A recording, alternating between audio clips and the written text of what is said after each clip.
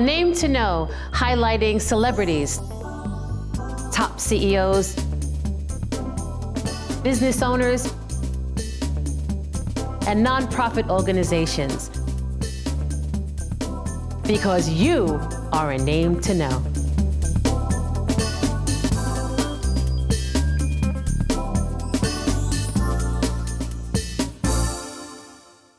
Welcome to A Name to Know. My name is Alicia Figueres, your host. I had the pleasure of meeting an awesome gentleman about a year ago who does his daily routines, empowers young men at a correctional facility, and does a whole lot more without legs. I want to welcome Rick Johnson. Rick, welcome to A Name to Know. Thank you, Alicia. I'm just so impressed with you, Rick. I mean, when I first met you, I didn't know that you had prosthesis until maybe 6 months later. And I was just blown away by the way you're able to move around, because you would never know by the way you move. Yes. Tell me your story.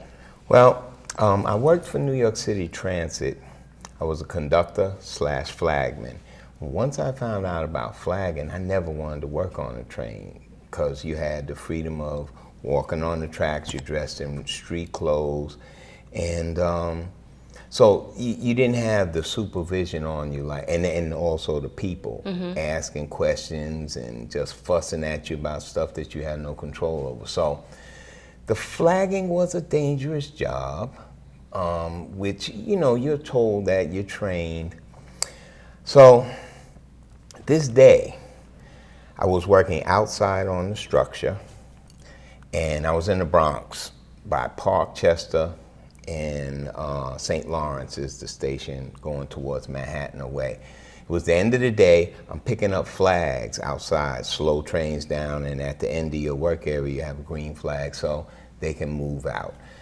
I got the flags, and I'm walking into the station. Now, while I'm walking, I have a train. Traffic is coming from behind me on my right, and it's coming towards me on my left. And the problem was, if I crossed over 2 tracks to get to the outside to walk towards traffic, when I get to the station, I gotta cross back over 2 tracks because the stairs are in the middle. So some of the things you're taught, you cross over the least amount of third rails as possible. You walk to traffic towards it when possible. So I decided not crossing third rails, and I'll walk with traffic coming on my back, because it was one or the other. So while I'm walking, I would go 100-something feet, and I'd check behind me. When I get maybe 700-800 feet from the station, train had been in the station, he's getting ready to leave, he blows his horn. So that's on this side coming to me. And it's a wide gap of area. I had maybe 12 to 15 feet the width of the catwalk, because the catwalk opens up for the stations. The track has to widen out for the 2 platforms. So I flag him, it's a hand signal outside, so I flag him like this, but if this is the track, I'm on a 45 degree, not a 90 to the track. And so when I'm looking at him coming to me, my arm is pointing back towards this guy. What happened is, this is very, you know, it makes me shiver a little bit when I think about it. The inner voice that tells you little things. It said, Rick, turn around. And I said, no, I didn't hear no horn. I got to watch this. That's the first time in my years of flagging that I didn't feel and hear direction or sound of a horn, because usually you feel it, you hear it coming from behind you. Any horn I heard, I thought it was what I was looking at coming to me that day. So the guy driving the train coming to me said in his report, my back was to him on an angle, and I gave him a signal to proceed. And I said, well, yeah, my back was on an angle to you, but I didn't give you a signal, I gave it to him. So there's your spiritual battle of good and evil. Inner voice tells me to turn around, and if I turn, I say, oh, and I move over. I had that 12, 15 feet, but I wanted to be out, away from the track that this train is coming on, because kids like to play games. It's 3 o'clock, school is out. And they would have seen me in the station, got on the train, and throw a bottle at the guy they seen on the track. So that's why I said, I gotta watch this train as Right. it's coming out, at least that gap between the first and second car. So that's where my concentration and why it was there. And so the guy was going very slow, under 10. But the front of the train actually just bumped my shoulder, so it was just like somebody come up behind you and push you and you fall down. Right. What I don't know exactly, in other words, I'm not aware of exactly what happened, but this is what had to happen. When I fell, I'm standing right next to the rail. So when I fall, my knees straighten out, my feet go across the rail, and the wheel rolls over my leg. So this is down by my ankle, right? I don't know this. This is very unique. I fell forward. My hands hit the wood of the catwalk. I don't remember that. I'm blacked out at that point. It's a 10-car train. 9.5 cars passed me. So I don't know, a minute or less, because it's going like 7 miles an hour, whatever. When I become back aware, it's the middle of the 10th car is passing me, and I'm not laying at it looking like this. I'm on my back. With my head has done 180, and I went from my stomach to my back. I don't know, because all this has to do is do this, and the arm goes, the head goes. I don't know how I spun and rolled over, but when I'm looking up here, the train is like, I don't know, 12 inches. It's right there, and I'm just looking up saying, what happened? My glasses is gone, I don't know that. And I watched the train go that 700 feet into the station. It stopped. I could hear the bells for the doors opening. Boom, boom. Then nobody gets off at Parkchester unless it's kids at the end of the station, because the stairs are all in the middle. So then I hear boom, boom, doors closed. I watch the back of the train about halfway out of the station before I sit up. And when I sit up, I see 10 inches, 8 inches of air between my boots and where they're supposed to be up under the pants. I don't have any pain. There's no pain. I don't realize in the moment I'm not bleeding at all. Oh my goodness. The nature of that is, I don't know, they tell you a train car weighs some stupid amount, 400,000, 80 tons, 40,000, 800,000 pounds. That's a train car. Mm-hmm. And a lot of times people say, well, the wheels were hot. Sure, the wheels were hot. That train ran local in Manhattan to 125th, and then it was express in the Bronx during the rush hours. So, yeah, the wheels was hot, but that 400,000, whatever, it crushed that much of my leg. So there is no bleeding. And I never really consciously made a decision, but I never pulled my pants leg up to see what it looked like on what was still part of me. So I sit up, my heart starts beating fast, and I said, oh God, Jesus, I need you now. And then I kind of did an evaluation. I said, you know, you don't feel weak, like, you know, you losing energy, you're dying. I didn't feel weak. I didn't feel any pain. I said, but man, you're hurt bad, you know, so I start yelling for help. I wanted to run, and I'm laughing at myself slightly, saying, where you running to, man? Your feet are off your leg. So I start yelling for this help, and some kids in the street, they were like, what's that, what's that? Then a man, he said, I see you. We're paramedics, we're heading up to you now. Where are your colleagues? My partner had gone out the other end of the station to pick up the flags on the north end. I was out the south end. It was just two of us on that job. So that happened because we would let these workers work to the last minute instead of cutting them off maybe 20-something minutes earlier. And so to get up off of the track by 3 o'clock, he would go that way, I would go this way. That was one of the things that the lawyer said when they worked on a lawsuit, which the big lawsuit didn't happen, but I get whatever I need for this. Workers' comp pays for the legs and things. So he said, you know, the contractor knew you were going out there by yourself, right? I said, yeah. He said, well, damn, he could have at least stood at the end of the station to watch it back. Because if he'd have yelled at me from the end of the station, I'd have heard him. I would have heard him easy. So the paramedics came.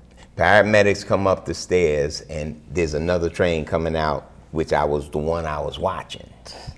He's way over, like I said, there's 12 feet or so. He sees me. He stops the train. I see him stand up in his cab, and he's on the radio. So now that station is a gap station, and it has a dispatcher in there for like 2/3 of the day. So now I know the dispatcher is getting the message, you got a flagman hurt. Okay. But these two guys are already coming to me, right? Oh, about 10 months after the accident, like in August or July, I'm in the park, and he's in the park with some church people, and I'm looking at him for a few minutes, and I'm saying, I know this guy. He don't look. It's the dispatcher. I used to go in his office every morning. You have to call, get permission, tell him where you're working, you're going to set up this track, that track. So we're talking about it. The last person Harry expects to see walking to him in the park is me. So I'm walking over to him. I got cane, and so he says, but Rick, something I don't understand. He said he named the motorman that was the second train coming out of the station that called him to tell him you had a worker hurt. He said, so I'm going through my checklist, call downtown, cut the power, do this, do that. He said, I'm at the point to call paramedic. He said, I look out the window, and there's two platforms. So he's looking out of the southbound platform, and there the guys are running. He said, I don't know where they came from. I said, well, Harry, I was yelling for help. They came from the street. I said, but that's not the most impressive thing about them. I asked the transit cop that was on the track that day, would you please find out the names of them two paramedics that got to me first? He came to the hospital to see me. He prayed with me. He was a spiritual guy. And I didn't see his face that day because the sun was too bright. I would look like this, but I wouldn't look up. So he's in a transit police uniform, and that's what I saw. Sergeant stripe, chocolate brown arm. I said, are you the guy that walked off the track when they were carrying me off? He said, yeah, that was me. I said, please, if you can just find out their name. He said, yeah, Rick, I'll be back. So he comes back, and he's got this, I don't know, puzzled look, and he's like, he doesn't want to, he doesn't know how to tell me. He's like, I really don't. And I'm like, what, man? If anybody knows I'm all right as you prayed with me. I am not depressed. I am not, any of that negative stuff. I'm grateful to be alive because I know what happens to people who wrestle with trains. That's right. So I said, so what, man? He said, I don't know how to tell you this, but there's no record of two paramedics that got to you first. Now, later, more recently, because this accident happened at September 20th, 1991, I found out that if you're not called, like dispatched to a scene, you might not be on any kind of records.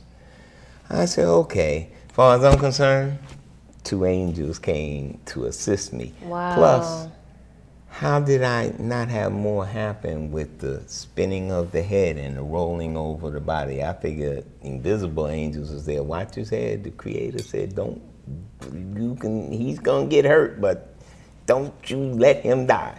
So I've been blessed. A year and 8 months before this accident happened, I stopped drinking. That's why we met at the jail. I go talk to those guys in a DART program, it's called, and they ask for volunteers who have, had a problem with drinking to come in and talk to them and let them know that you found a better way. And it's just about living a spiritual life, and you have to change the way you think. You really have to change the way you think. I was so bad at the end, I was praying, asking to die. Please, God, let me die. And sometimes you have to be that low to come out of it. They always say pain is a motivator. I really didn't see there was any help or hope, but there is. And not one time since this accident has happened have I, because of this, I haven't said, God, please let me go to sleep and die. Like, thanks for saving my life is more like what I feel about it. Rick, do you speak with others that have lost limbs? Sometimes, and anytime I get the opportunity, I do. I've had a friend call me, her mom lost both her legs. I think it was something with circulation, diabetes, one of the two. And so I went to the hospital. This has been some years ago. That lady has passed since, but I go to the hospital and I'm talking to her, and something just, I don't know how it came about, but I just trotted across the foot of her bed, like, and my friend was saying her mother talked about that. Did you see Rick? He ran across the thing.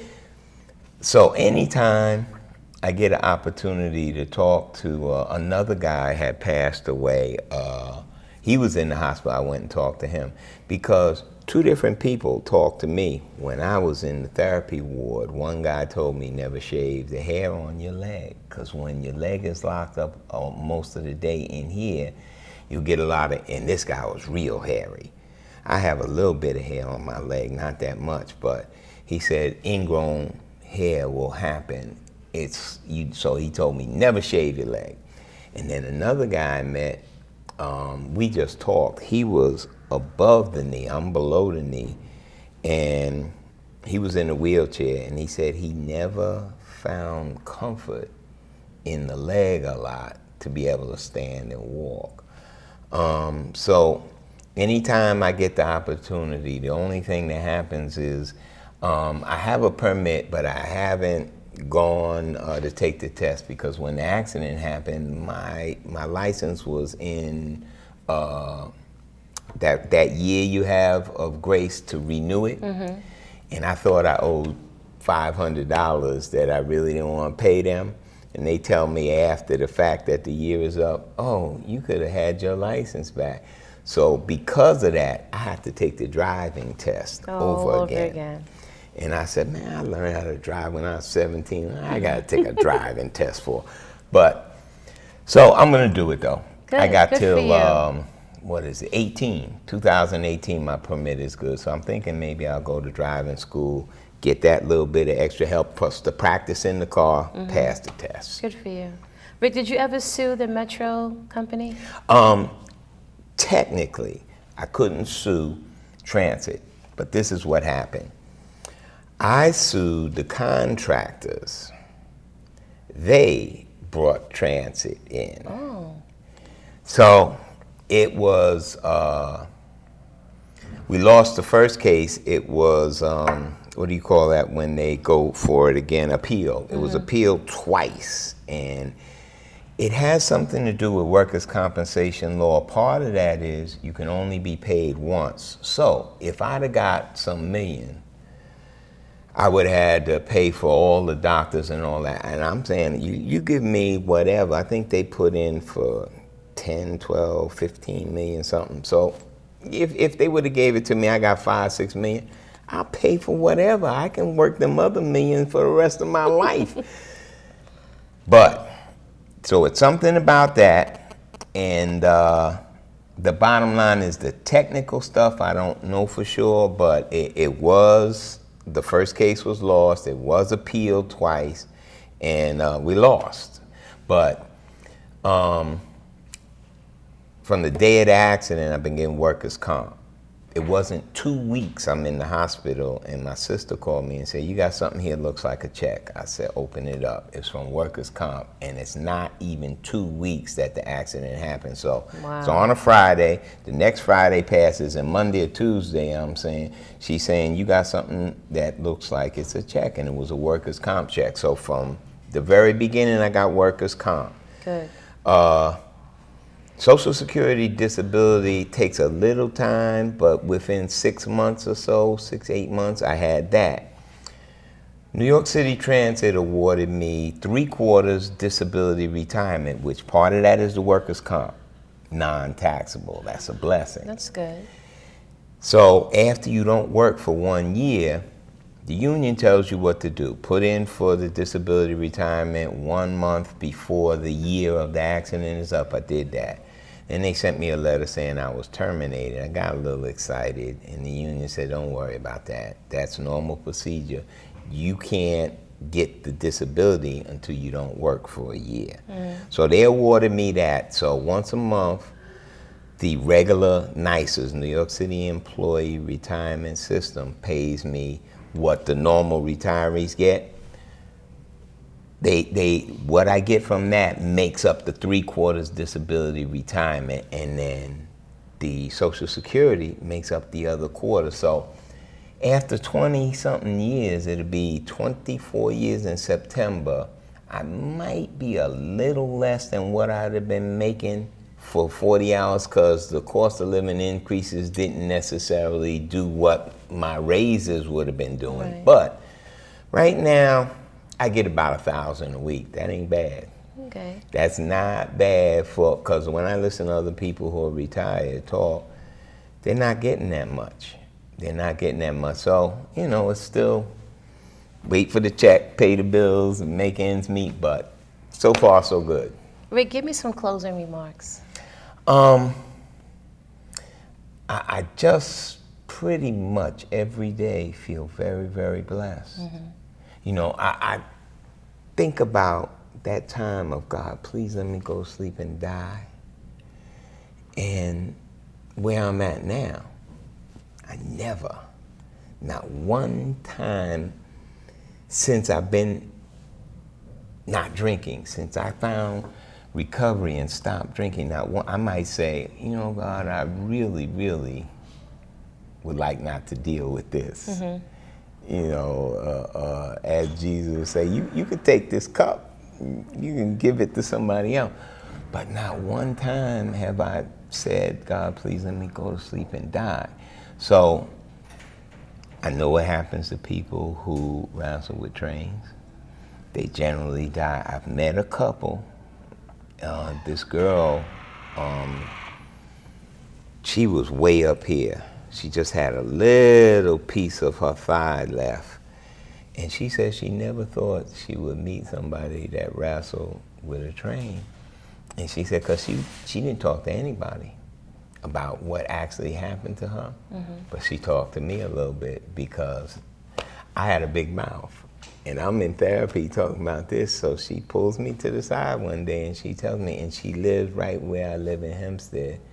And I haven't seen her in years, but in those early days after we both finished therapy, I'd see her with her daughter. She had a daughter after that happened. Wow.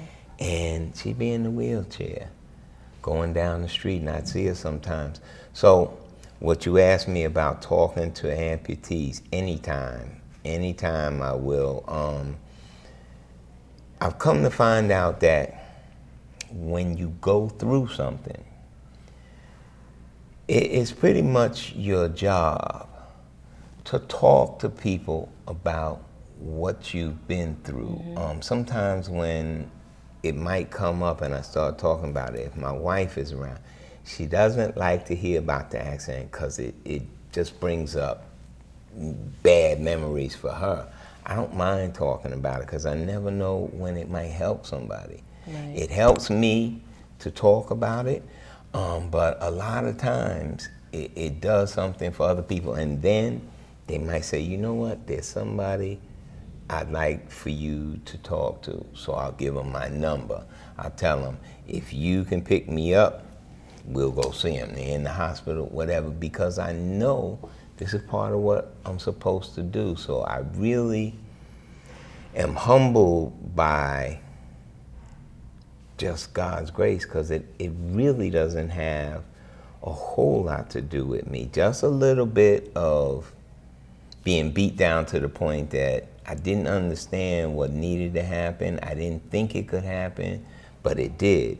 So I stopped drinking and my life turned around. It's been 25 years. Good for you. I've been going to the jail close to different ways. I used to go with other people who had the commitment, and then, you know, friends of mine, they said, you know, they need some people, and they're not able to go, but I still can, because I don't have to get up and go to work. So one day a week I can go over there, and it just really feels good to be used by God to help somebody else. Amen. Rick, you have been such an inspiration to the people that I know that you touch at the jail, even myself. And so I wish you the best. And Rick Johnson is definitely a name to know. Thank you for being with me. Thank you for asking me. All right.